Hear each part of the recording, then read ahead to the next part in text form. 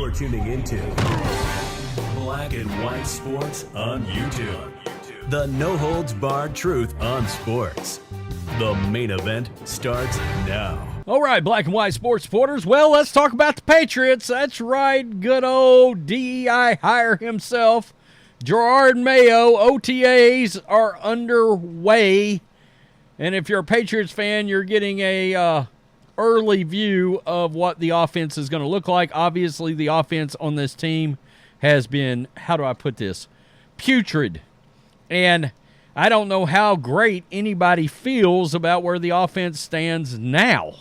I mean, honestly, seriously, when the talk coming out of rookie minicamp is about the 6th-round quarterback you draft and not the number 3 overall pick, I'm sorry, but that's a little concerning when people are talking him up. Now, we've got a little bit of a breakdown of what the 707s and the 11-on-11s look like as far as actual reps go.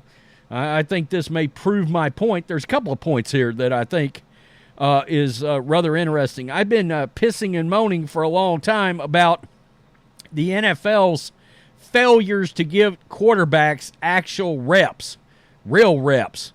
I mean, I see this breakdown, I'm like, is this what's going on across the league? Because if it is, it's dog shit. I mean, honestly, how do you ever know what you've really got when you're looking at reps that are broken up like this and there's so few of them? I hate it. I mean, why every quarterback's not throwing 30 times, I don't know. It may be a product of the CBA, time allotted, all this kind of thing. But quarterbacks in this league continuously, teams are cannibalizing quarterbacks, and who knows who could have actually played in this league and just never got a shot. So, Mark Daniels tweeted this out. This is 11-on-11s. Jacoby Brissett, 5 of 6. Bailey Zappi, 1 of 1. Drake Maye, 2 of 3. This is where it gets rather interesting right here. Zappi, Maye, and Milton all got the same number of reps in 7-on-7s. Brissett, 4 of 8. Zappi, 2 of 4. Maye, 4 of 4. Milton, 4 of 4. Patriots' offensive weapons have some ground to make up against defense. Offensive success came on shorter passes. Well, look, if you're trying to grow a guy like Joe Milton or Drake Maye, either one, yeah, they got to be able to hit the short and intermediate passes. We know Joe Milton, he can throw a bomb. I was pretty high on him. I won't back off of that. I think that if the league is willing to give a guy like Anthony Richardson, who played far fewer games than Joe Milton, a chance and get drafted so high, why the hell was Joe Milton overlooked so badly?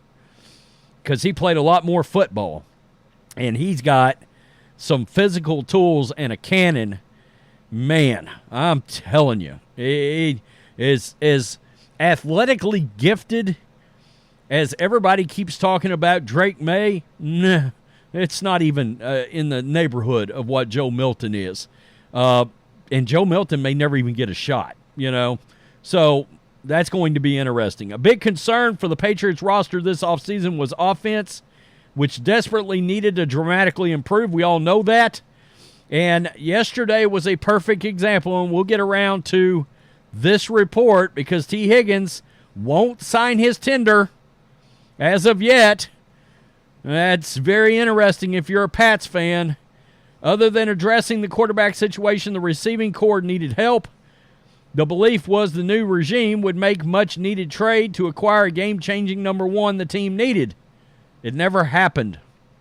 But they did draft 2 in the early rounds, Jalen Polk and Javon Baker. I don't hate those guys.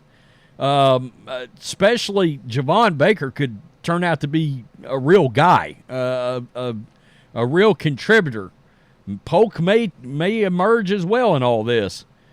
But, yeah, Mark Daniels again. It's day 1 of OTAs, so don't overreact, but the offense struggled in spurts. And this is the most concerning thing because this has been a Patriots problem ever since Jacoby Myers walked out the door. And hell, now Mac Jones is not even on the team, probably in part because of that decision alone. Receivers weren't getting as open as much as you would hope. This is supposed to be passing camp, and there's no contact, and they're not getting open. Yikes. Patriots will need some wide receivers to step up as they get going. So, that brings us over here. Tee Higgins.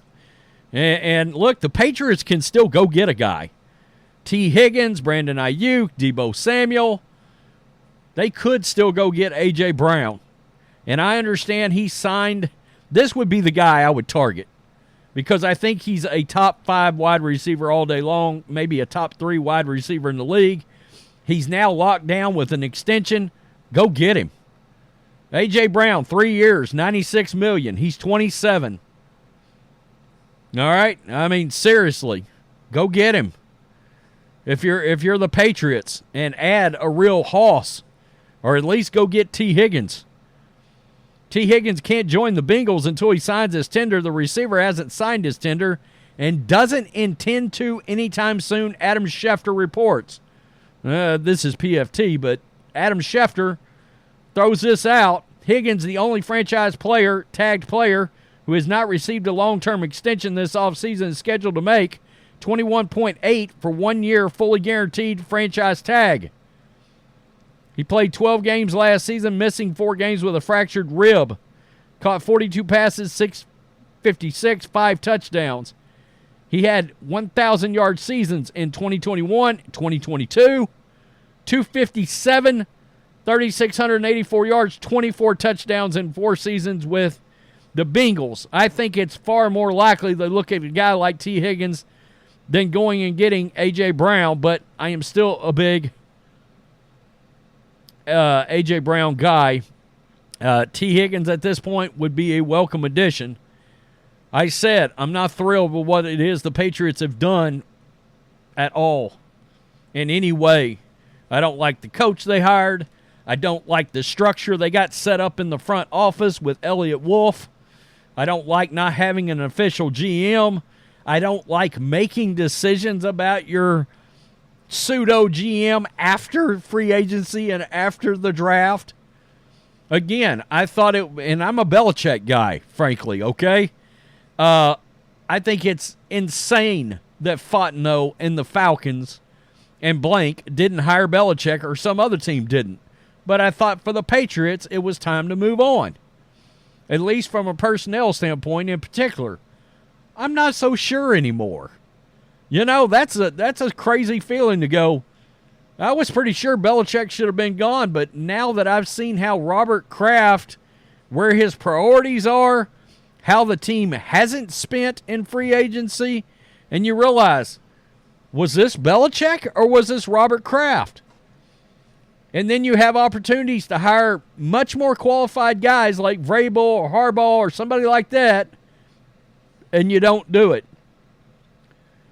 This could potentially be a disaster. I know a lot of Patriots fans, and I'm calling it. Mayo's gone in 2 years. I don't think this works at all.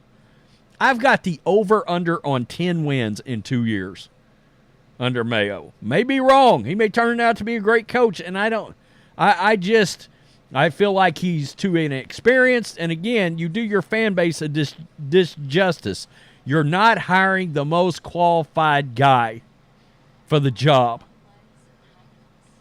And you could have.